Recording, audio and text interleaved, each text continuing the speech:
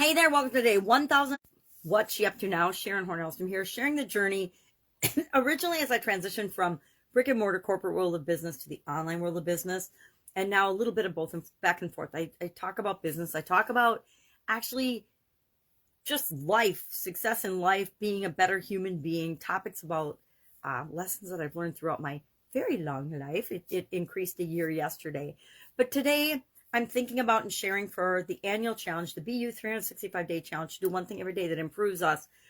We're talking about mental well-being this segment. And today's topic was, what do you want? What do you desire? And we want to pick one thing because we're heading into our version of the SOAP framework starting tomorrow. We'll run through a framework that I created at the beginning of COVID, or I came up with. I'm like, it's a process that I've always used in dealing with changes and challenges, but I really formalized it and started sharing it every other month, about every other month, from April of 2020 to December of 2021. About every other month, we did a 30+ day challenge where we'd go through the SOAP framework and we would apply it to all the different areas and aspects of our life: physical, mental, emotional, spiritual, financial, relationships, and contribution. And then in April of 2021, last year, I added communication and confidence because I was working with a coach in those areas. And I thought, well, if I'm learning things, I want to share those things with the people that I'm doing the challenge for. So added those two and decided this year, as we're creating our own annual challenge, instead of using little journal books that I did mainly to warm up my voice the last couple of years doing videos, I wanted to find a way that I didn't have to think really hard about what I was doing. So I didn't even look at it the day before. I plan what I'm going to talk about the day before, but the last 4 years, all I have done is I'd grab the little journal book, I'd open it up, and I would read what the daily action was, and then I would do that daily action. And it works really well. But this year I thought, okay, I want to go deeper with this. And I decided, instead of doing the get up and go challenge every other month then, which is a lot of work. I mean, and it takes more thought and more effort. And so it takes more time out of my schedule. I will just roll that into the annual challenge. So each month we did physical in January, emotional well-being and health in February. March, we're doing mental well-being and health. Next month, we'll do spiritual, until we cover all 9. I have got my life set up in 7 areas originally, now 9, for my personal life framework in terms of how do I set goals? How do I think about and break down what I'm doing to make it little bite-sized pieces so I can achieve what I want every time period. And I do it for different time periods, smaller and smaller and smaller and smaller, to make sure that I'm doing something every day to move me toward my goals automatically, and goals in different areas. So I can actually, instead of, most people struggle with achieving their goals because they either only set them in 1 or 2 areas of their life, or they set so many that they don't have the time and energy to work on them. Now, I set between 2 and 4 goals for each of the areas and aspects of my life, but I have long-term lifetime legacy goals, and then I break those down into, well, what can I do in a year? And then I take the year and I break that down by quarters and months and weeks and days, and what can I do every day to make sure that I am working toward my mental well-being goal, my physical goals, etc. And then the things that take bigger blocks of time, I schedule those things so that I make sure that I am always making progress toward my goals and objectives. Will I ever be done? No, I'm never going to be done in my life, because as soon as I achieve a goal or objective, guess what? Even before I've achieved that, I've already set the next milestone, the next goal, the next thing that I want. As human beings, we automatically always want more. We always want to be making progress. We always want to be moving forward. Unless, of course, we've adopted the belief and decided that we want to just be comfortable and stay in this particular spot that we're in. Unfortunately, the world outside of us doesn't just stop and stand still. Things are changing all the time. COVID was a huge wake-up call to billions of people that things outside of us can happen and impact us in ways that we never even imagined possible. So we want to think about today, and I must be tired today because I was really brief. This is the shortest, I'm sure it's the shortest challenge we've done yet so far, but that's okay. Some can be short, some can be long. I've definitely gone long on many of them. So I'm okay with doing a couple of short ones, but basically think about anything with respect to your thoughts and your mental well-being and what is something that you want. And we're going to apply the SOAP framework to it.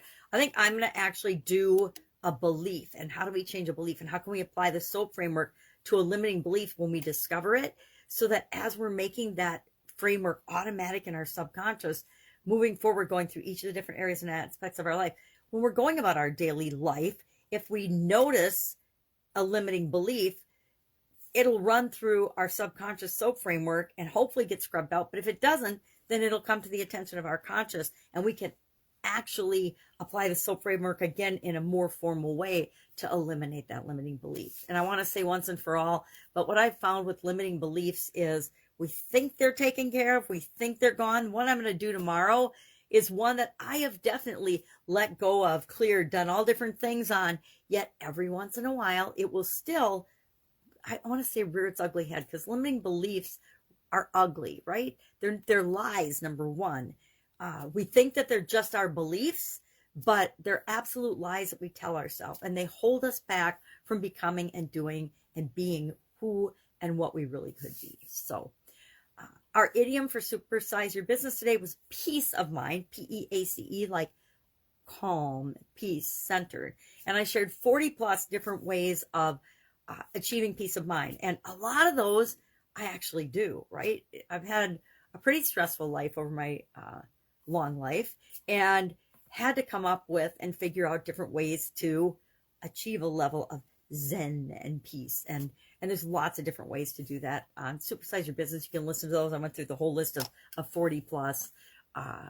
And I think I added thinking for yourself, because if we think for ourselves and we do what feels right for us, and it might not feel right for anybody else, but it feels right for us. And you know if something is right or wrong for you. You know if you tell a fib or a little white lie to somebody, if that makes you feel bad, you know that that's not right for you, so then you don't do it. And we all have this little internal guidance system that helps us to know what is right and what is wrong for us. And that's what's important. Maybe it's wrong for most people to eat caramels, but for me, eating caramels feels awesome. So I'm going to eat caramels when I so choose, and I'm not going to feel guilty about it. That might be totally wrong. If you're a diabetic and you're eating a bunch of caramels, I think that's bad for you.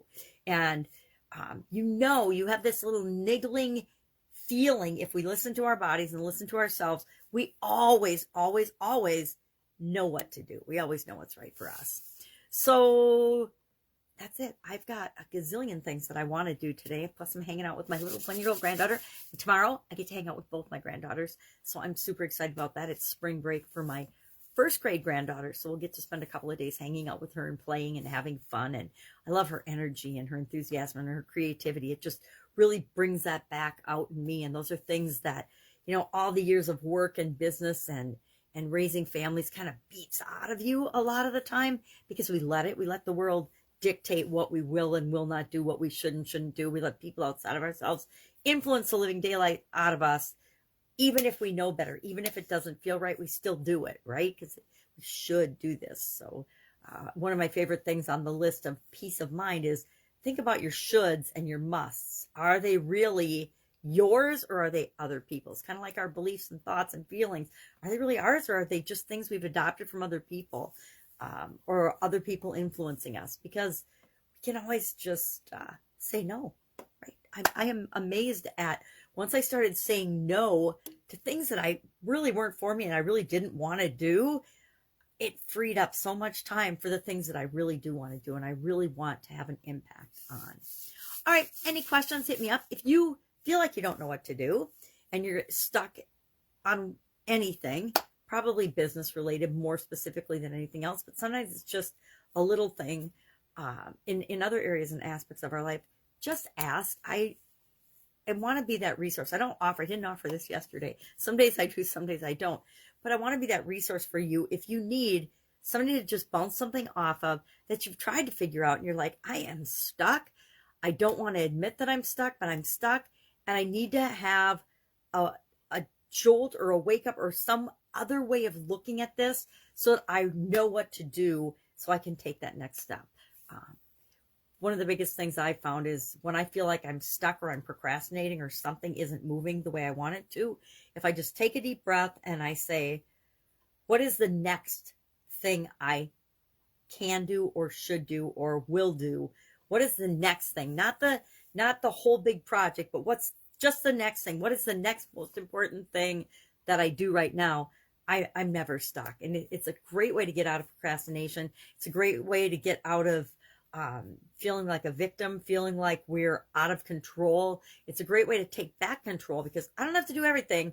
I just have to do the next thing. Maybe the next thing is I need to go have another cup of coffee, or I need to go have breakfast, or I need to just stand in the window and let the sun shine on my face. Whatever it is, I just, what's the next thing? Not all the things, but the next thing. All right. Have an awesome day, and I will be with you tomorrow.